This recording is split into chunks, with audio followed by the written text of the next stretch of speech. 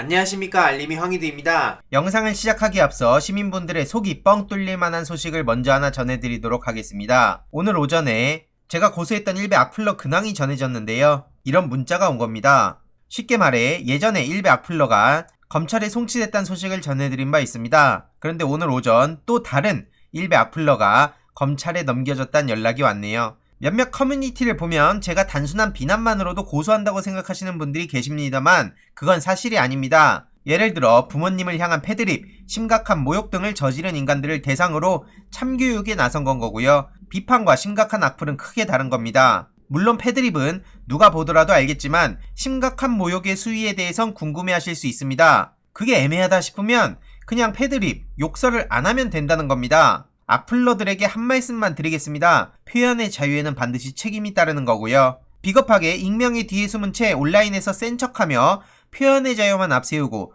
그간 책임을 회피해온 사람들에게는 용서란 절대 없습니다. 일베 악플러 대응은 저 개인만의 문제라고 생각하지도 않고요.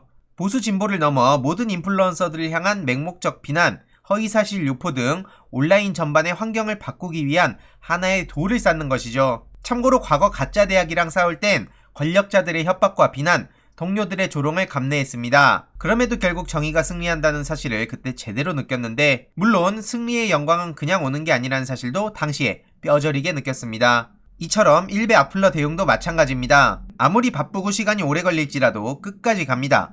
인생은 실전이니까요. 그리고 본격적인 주제인데요. 지금 조선일보도 난리가 난 상황이죠. 그냥 말로만 난리가 난 상황이 아니라 진짜 제대로 대가를 치르게 됐습니다. 최근 김어준 총수도 조선일보 조국 전 장관 따님 사파에 사람으로 할 수 없는 짓이라며 강하게 목소리를 높이기도 했었죠. 이것은 보수 진보를 넘어서 그냥 인간이라면 도저히 상식적으로 할 수 없는 만행을 조선일보에서 저지른 겁니다. 그런데 계속 말씀드리지만 왜 꼭 김어준 총수 앞에는 친여성향 방송인이라는 타이틀이 붙는 겁니까? TV조선 기자들한테, TV조선 방송인들한테 친야성향, 반정부 성향 이런 얘기 붙입니까? 아무튼 이건 말도 안 되는 짓이고 상상도 할 수 없는 일인데 조선일보가 버젓이 그랬다며 강하게 비판을 했죠. 이에 많은 시민들도 지금 강하게 목소리를 높이고 있는데요. 지금 조국 전 장관은 법리적 쟁점과 소송 비용 등을 검토하고 있다고 합니다. 심지어 미국에선 훨씬 더 높은 금액의 손해배상 청구 소송이 가능하다고 하는데 서건천 변호사는 최근에 이런 글을 남겼습니다.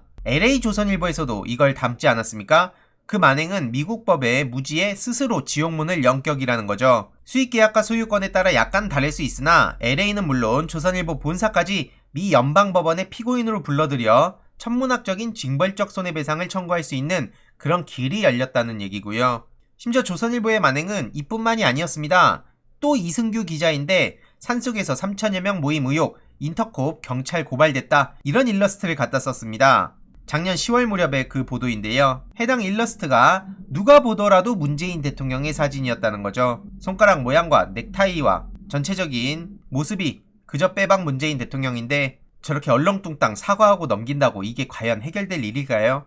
참고로 문재인 대통령의 마지막 타임지 사진이 공개되면서 많은 지지자분들이 굉장히 아쉬워하고 있는 상황입니다. 아무튼 지금 여기서 제일 중요한 것은 조선일보를 폐간시켜달라는 국민청원이 어제 올라왔고 벌써 12만 명 넘는 시민들이 청원에 참여했다는 거죠. 이번 주 안에 20만 명을 무조건 돌파할 수밖에 없습니다. 그만큼 조선일보는 영린을 건드린 거나 마찬가지인 거고요. 지금 민주당에서도 언론사 징벌적 손해배상제에 대해서 이달 내에 상임위 처리를 목표로 하고 있다 이렇게 속도를 내고 있습니다. 저 또한 민주당 미디어혁신특별위원회에서 이것저것 열심히 목소리를 내고 있는데 특히 이번 사례를 보더라도 언론개혁 입법을 통해서 돌이킬 수 없는 개혁의 길로 가야 된다고 생각하는 입장입니다. 계속해서 내부에서도 목소리를 내갈 예정이고요.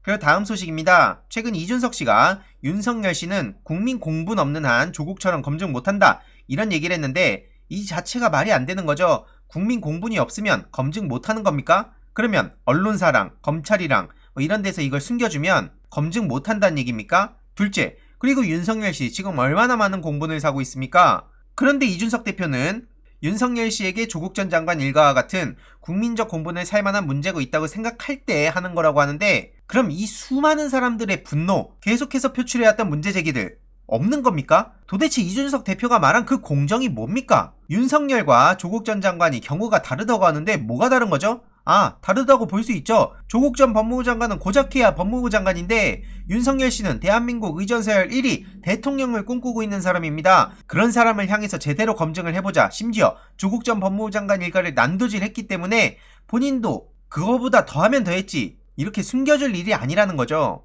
이에 많은 네티즌들도 국민의 공분이 느껴지지 않냐? 공감이란 건 전혀 할 수 없는 분인 것 같다. 공분이 먼저인지 조사가 먼저인지 구분 좀 해라. 게다가 이준석 씨 개인에 대한 지금 병역 특혜 의혹도 계속해서 문제제기가 되고 있죠. 군대 다시 가야 되는 거 아니냐?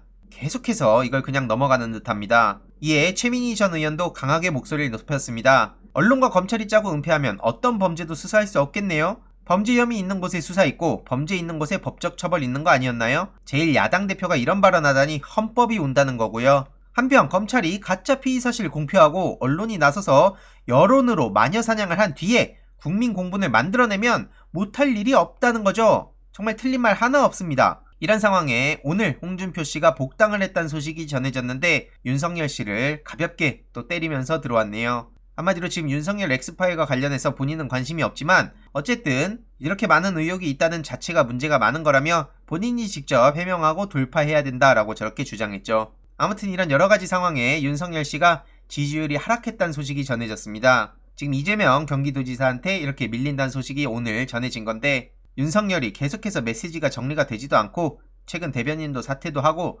엑스파일 논란이 계속해서 커지기도 하고 여러모로 논란의 그 영향을 받아서 지지율이 하락한 것으로 보인다는 얘기가 나오고 있고요. 조국의 눈에 피눈물 나게 만든 윤석열의 말로가 궁금하다.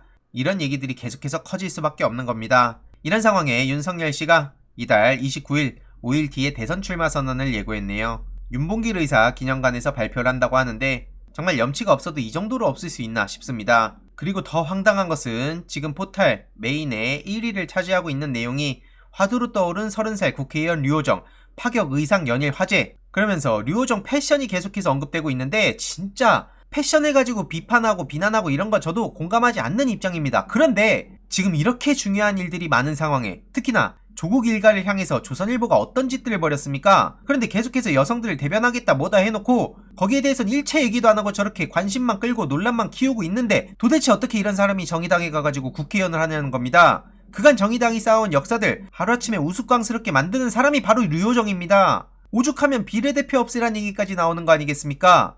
계속해서 말씀드리지만 비례대표는 너무나 중요한 제도입니다. 그런데 류호정 씨가 자꾸 저렇게 어그로만 끌고 논란의 중심에 서려고만 하고 개인 자기 정치만 하고 있으니까 이러는 거 아니겠습니까? 옷 가지고 비판하고 비난하고 이런 거 저도 공감하지 못합니다. 그런데 최소한 본인이 메시지를 내야 될 상황과 그리고 법을 만들어야 될 상황에 어떠한 입장도 내지도 않고 저렇게 관심을 끄는 게 과연 국회의원의 역할입니까? 정의당 역사상 최악의 비례대표란 얘기를 듣고 있는데 그러든 말든 그냥 본인 자기 정치, 그냥 본인 주목받는 일만 하는 것 같아요. 이런 식으로 논란을 계속해서 부추기고 의도를 가지고 저러고 있는 것 같은데 이걸 두고 연일 화제라고 하는 것 자체도 정말 웃기지 않습니까? 류호정 의원의 행보에 공감할 수 없습니다. 이번 내용도 유익했다면 구독, 좋아요, 알림 설정, 멤버십 가입 정말 큰 힘이 된다는 점 말씀드리고 싶습니다. 이번 내용도 주위에 널리 공유 부탁드립니다.